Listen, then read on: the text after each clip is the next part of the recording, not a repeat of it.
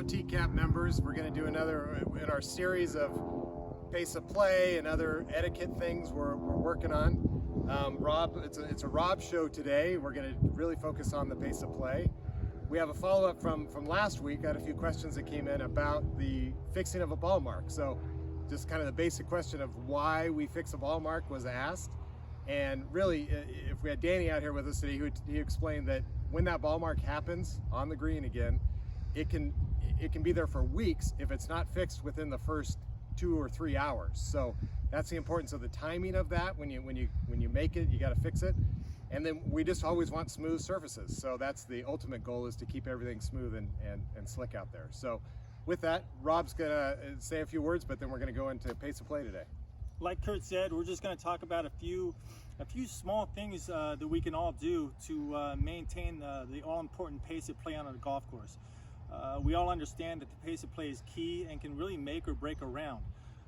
So as I said, everything that we're going to cover here is nothing complicated. It's all very simple, and it's on an effort to enhance the experience out here of playing ready golf. There's a big difference between fast golf and ready golf. And ready golf is ideal, as that kind of keeps things moving, and we're going to show you a few different ways to accomplish that.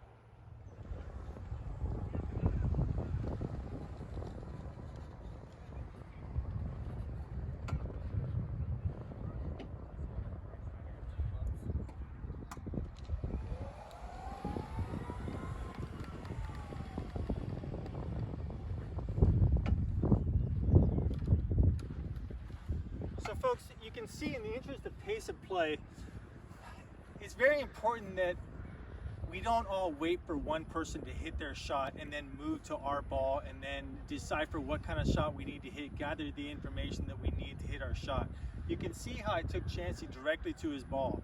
He identified the shot that he wanted to hit, the clubs that he needed for the shot, and I simply dropped him off. And then I was able to come to my ball, and that way, as he's getting ready to hit, as he is away, I can then be gathering the information that I need while he's hitting. In the meantime, Kurt, who's the third in our party, is gathering all the information just as well. I think the point is, it's not kind of, while one person hits it one at a time, let's not wait for that person to hit to gather the data we need to hit our necessary shot, if that makes sense.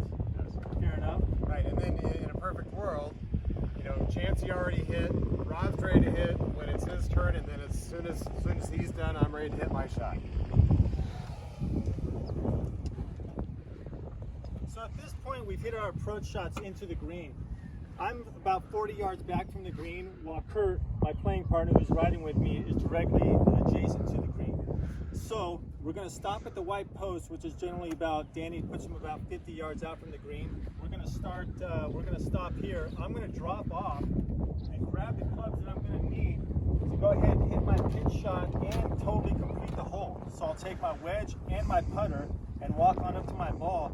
Kurt, in the meantime, is going to take his cart, swing around the backside of the green on the cart path, and walk back down the other side to his ball, which he can play his shot from there. So at this point, once again, all three of us have hit our approach shots to the green. I'm the player. I'm away, so it's going to be my turn to play. I think what's especially important and what can really bog down pace of play is that people are watching rather than preparing. As I'm getting ready to hit my shot here, my playing partners should be gathering the information that they're going to need to go ahead and play away their shot. Certainly it's important to observe your partners and what they're doing, but more important is to be ready when it's your turn, so that after I hit my shot, we don't have to wait for them to go through their entire data gathering process to go ahead and hit. It's far more rapid. And throughout 18 holes, if we continue in that practice, they'd be blown away at how much faster the round can be. So it's not necessarily playing fast, it's playing ready, isn't it? So I've now pulled up to the par 3 third hole here. And certainly I have an idea of what kind of yardage I'm going to need. But as I gather my rangefinder, I'm going to bring options with me, because everyone knows that there's different conditions that could cause the hole to play different yardages. So you can see I'm not simply bringing one club with me to the tee box. I'm bringing a few, so that if I do have the wrong club, I don't have to go all the way back to the cart, get another club, and then come back. I'm saving myself time, aren't I, by bringing a few different options. When you're getting ready to go hit your shot, bring a few different options, because that really wastes time going back and forth from the cart. So I hope you all enjoyed that. Again, these are all simple keys and reminders as to how we can all improve the pace of play out here. Again, it's worth emphasizing, we said it a number of times, but it's not fast play, it's ready play, which we're all fully capable of no matter how we may be hitting the ball that day. Thank you, Rob. Again, we're just trying to keep it fun and keeping it fun for the whole membership. So a couple of other announcements that are going on the golf course. Danny's heavily getting on the green repair bandwagon, so we're going to close up hole 5 this week. He's got a temporary that is already being created now. So next week we're going to close that up and give it kind of a, all the new sod similar to the project on 8. So that will be a process. We'll have it back open by the end of April as the tournaments start to come online. Perfect timing to knock that out.